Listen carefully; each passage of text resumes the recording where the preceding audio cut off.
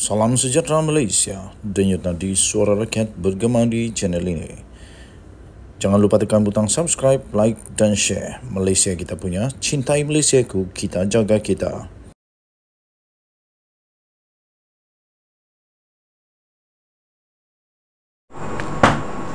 Salam sejahtera Malaysia, denyut nadi suara rakyat bergema di channel ini. Mahathir dalam bahaya. Mahathir dalam bahaya. Kenapa saya kata dalam bahaya?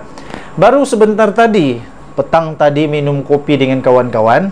Kemudian mereka tanya saya pendapat saya. Apa cerita dengan Mahathir? Saya kata, apa maksud kamu? Mereka kata, kerana sudah ada bukti.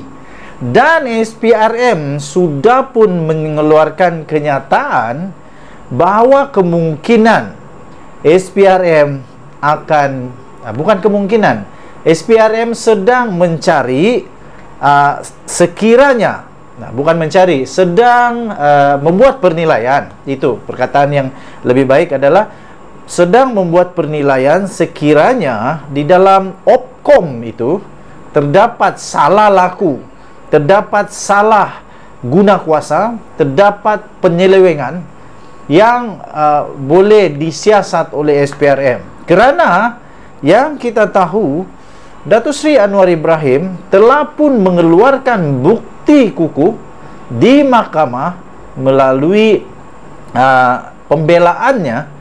Dia mendedahkan bahawa anak beranak Mahathir terlibat dengan satu ataupun kontrak-kontrak, satu atau beberapa kontrak yang dalam laporan itu tidak dinyatakan berapa kontrak, tetapi kontrak itu bernilai lebih 200 juta ringgit secara kemungkinan direct negotiation.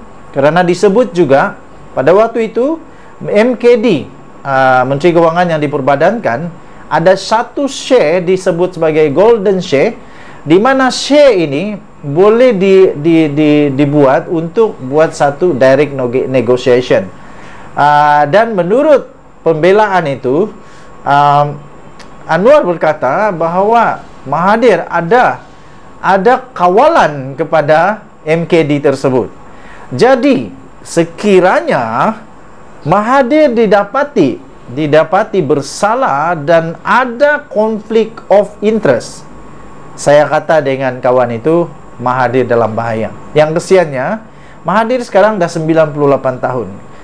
Najib Razak kena penjara 12 tahun kerana 42 juta ringgit Malaysia, salah guna kuasa, penyelewengan, rasuah dan sebagainya. Tapi Mahathir pun mungkin ada ciri-ciri itu, sekiranya dijumpai, ditemui oleh SPRM dan dibuat pendakwaan. Kalau 200 juta, entah berapa lama Mahathir boleh kena penjara. Masalahnya sekarang Mahathir dah 98 tahun. Kalau dia kena penjara, mungkin sampai 100 tahun lebih, ataupun tak habis lagi dia punya hukuman penjara, dah boleh bersiap sedia untuk ke alam seterusnya. Okey. Tuan-tuan dan puan yang dihormati sekalian, itu jadi jawapan saya kepada soalan kawan saya bergantung kepada penemuan daripada SPRM sama ada terdapatnya unsur-unsur jenayah di dalam proses pemberian kontrak tersebut.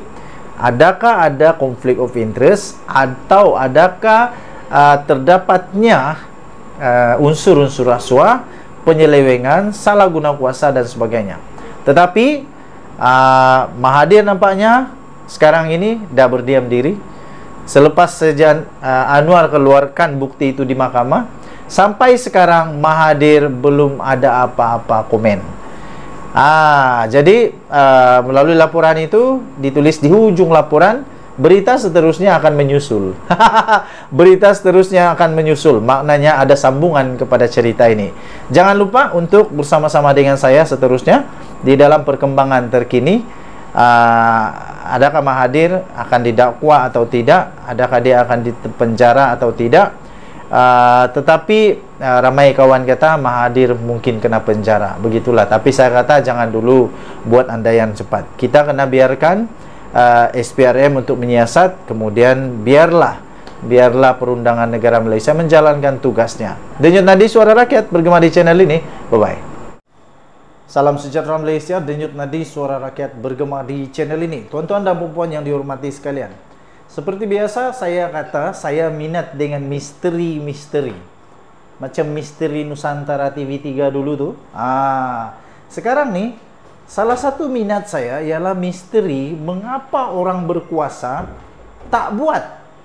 Bila dah tak berkuasa, baru nak terhege-hege, nak buat, nak cakap ini, nak komen itu, kata ini tak boleh, ini dosa dan sebagainya. Tapi, waktu berkuasa dulu, selama 33 bulan di dalam kerajaan, kenapa tak buat? Apa yang saya kata ini sebenarnya ialah tentang isu baju jururawat yang telah dikecam, dikatakan terlalu ketat dan tak mengikuti tak ikut undang-undang yang sepatutnya lah menurut beliau. Jadi pertama, sebelum bercakap tentang itu, sepatutnya mereka ingat dulu bagaimana dengan janji yang dulu. Mana rang undang-undang yang dulu itu, yang dijanjikan itu rang undang-undang 355 itu pun tak jadi. Apalagi dengan baju pula.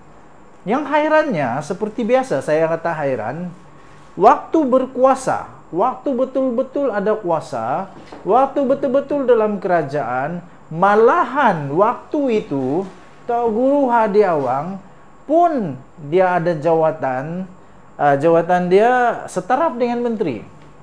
Malah banyak juga menteri-menteri PAS dalam kerajaan.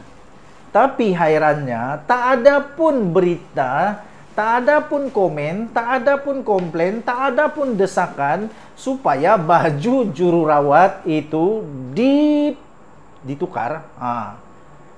Sehingga kan komponen dalam Perikatan Nasional, Parti Gerakan, sampai mahu supaya MP PAS itu supaya mohon maaf, kerana ini saya setuju juga lah, ini mungkin akan boleh membuatkan hati para jururawat ini kecil hati. Ingat, orang-orang di jururawat tu bukan hanya ada orang yang tak boleh pakai baju itu, tapi jururawat ini terdiri daripada pelbagai suku, pelbagai kaum, pelbagai agama. Jadi saya fikir semua jururawat ada pilihan, dan itu bukan wajib untuk ketatkan baju itu. Kalau mereka nak pakai macam mana, itu hak mereka. Itu hak mereka. Jadi saya pun setuju dengan satu artikel kata, pertama, perlu mohon maaf kerana jururawat-jururawat ini banyak berkorban.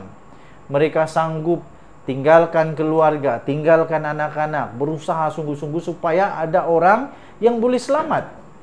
Kedua, seperti kata Syed Saddiq Abdul Rahman kata begini, ada banyak lagi isu lain yang penting daripada baju jururawat untuk dibahas di Dewan Rakyat.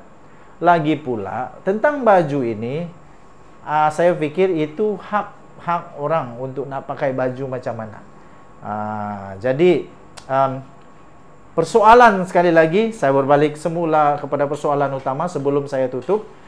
Persoalan paling besar ialah kenapa waktu dalam kerajaan berkuasa besar tak buat apa-apa. Sekarang dah tak ada kuasa, tiba-tiba nak jadi hero. Itu sebenarnya nampak seolah-olah cuba untuk mengambil kesempatan di saat kesempitan. Tapi tak apalah, itu hak setiap orang. Habis modal, Bang. Habis modal. Seperti seolah-olah ada habis modal.